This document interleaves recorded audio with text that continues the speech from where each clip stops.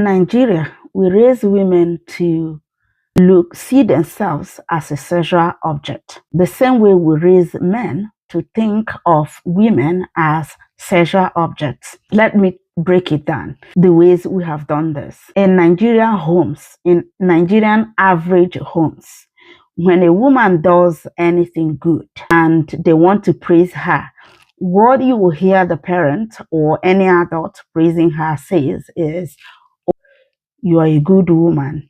You will marry a good husband." She goes to church and does something good in church, and the pastor wants to pray, or they see her as somebody that needs prayer, and the pastor wants to pray. The prayer the pastor will pray is, "You would marry a good husband." And then she goes to community and does anything good.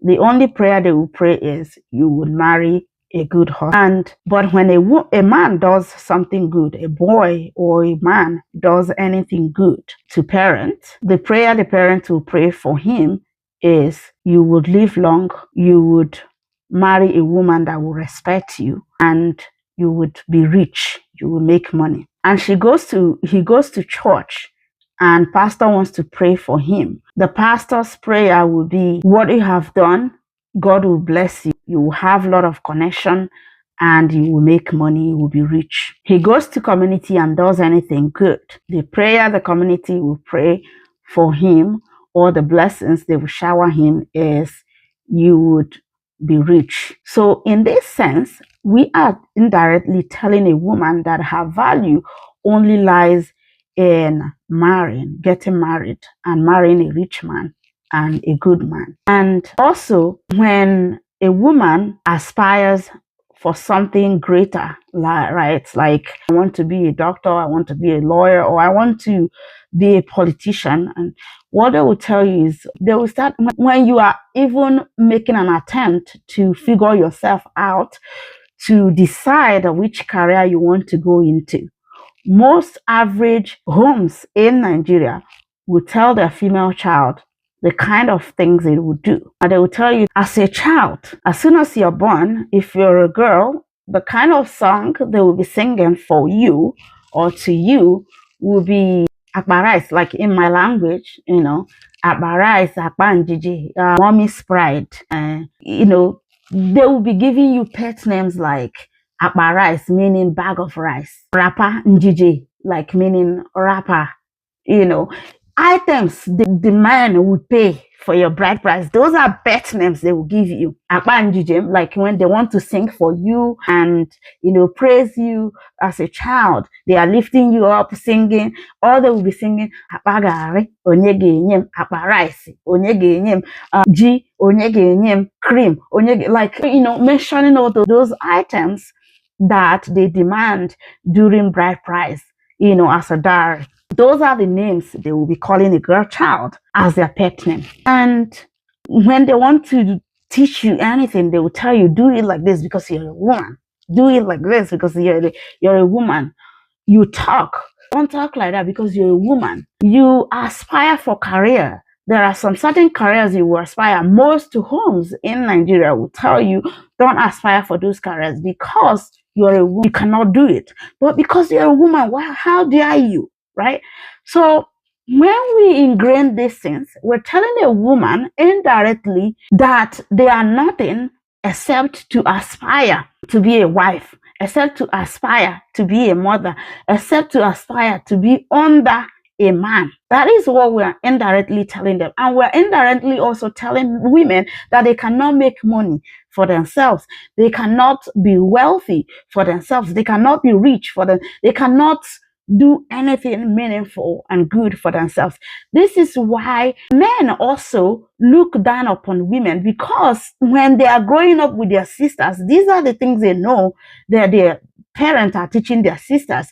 And so they expect that from their wives. They expect that from their girlfriend, a woman who will cook for them, a woman who will clean for them, a woman who will be submissive, a woman who will not talk back when they talk, a woman who will not question their actions, a woman who asks them questions, a woman who will just go out there, make money and bring. If you dare make money or you dare do anything, it shouldn't be anything that will put you out in the limelight.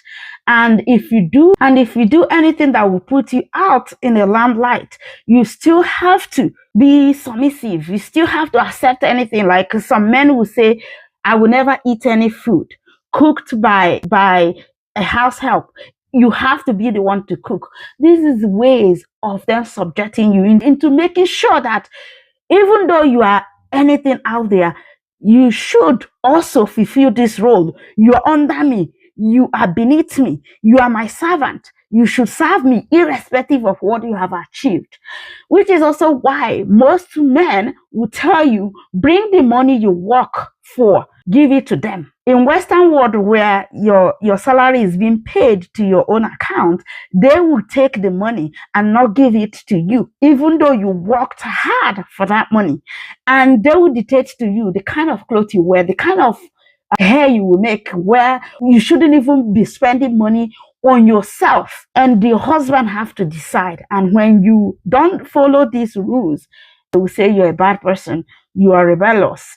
They want to, you are not submissive, you're not an African wife, you're not an African woman.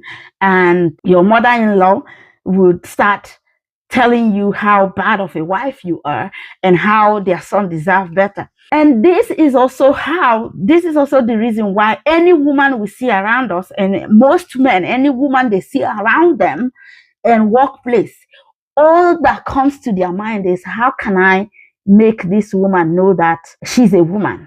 And the only thing that comes to their head is, how can I sexualize this woman?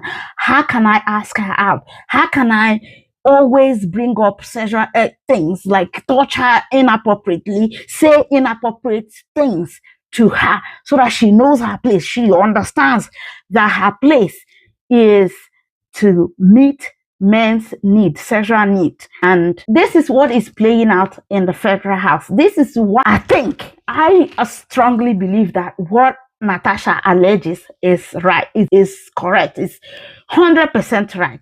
Because most men see women in that light.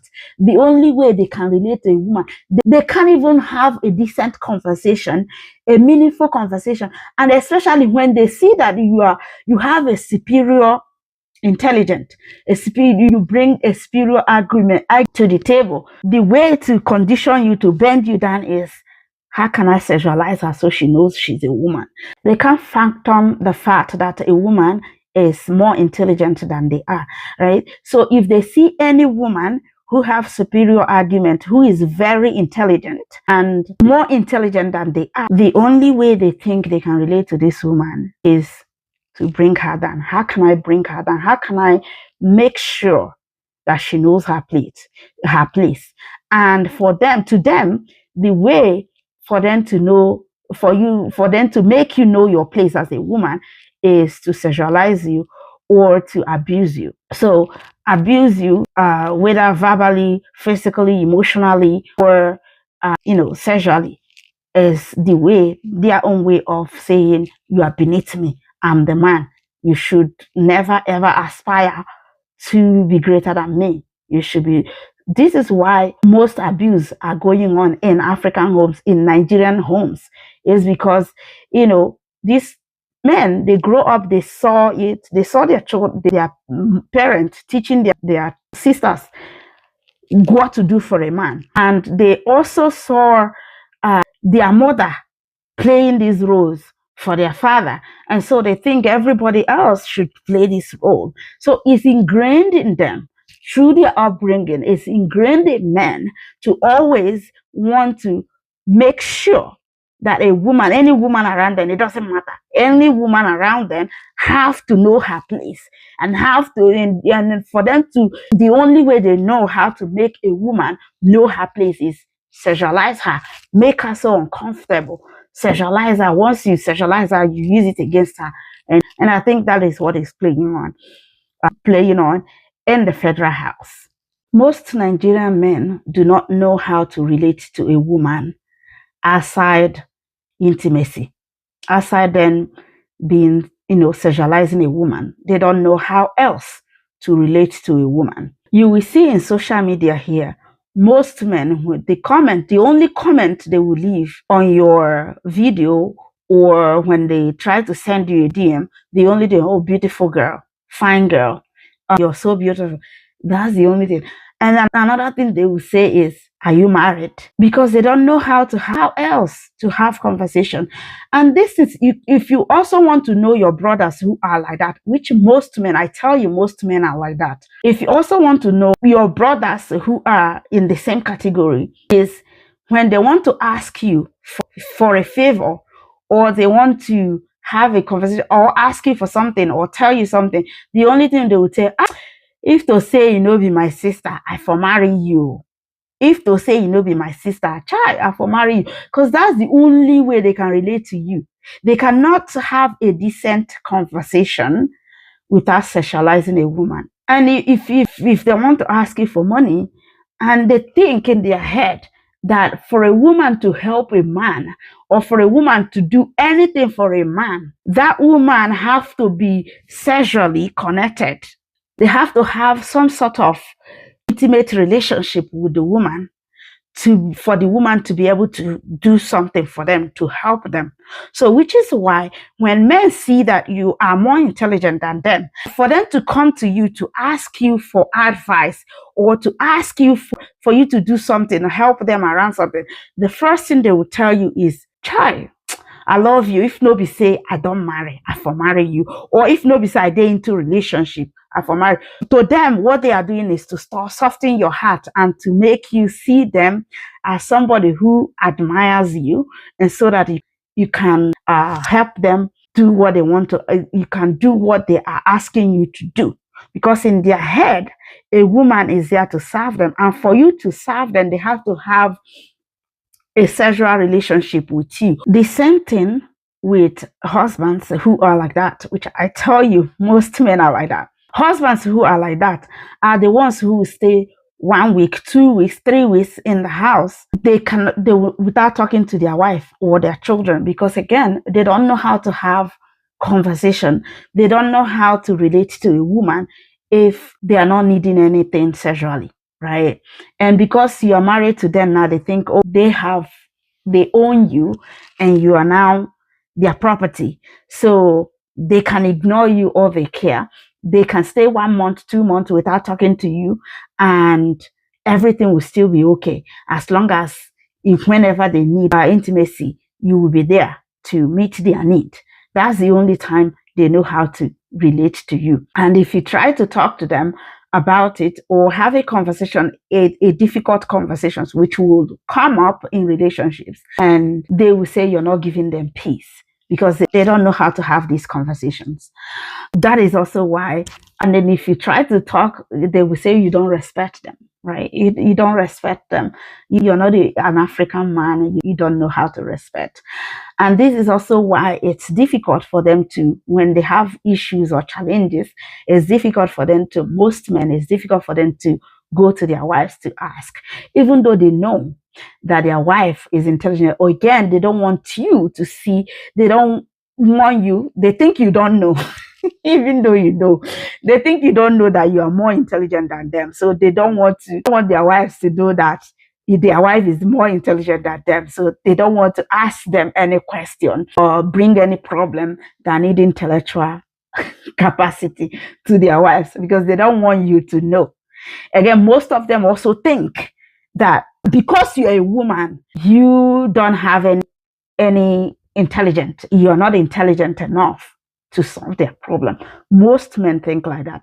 Why? Most of them know that you are more intelligent than them, but they don't want you to know that you are more intelligent than them. So they will not ask you any question.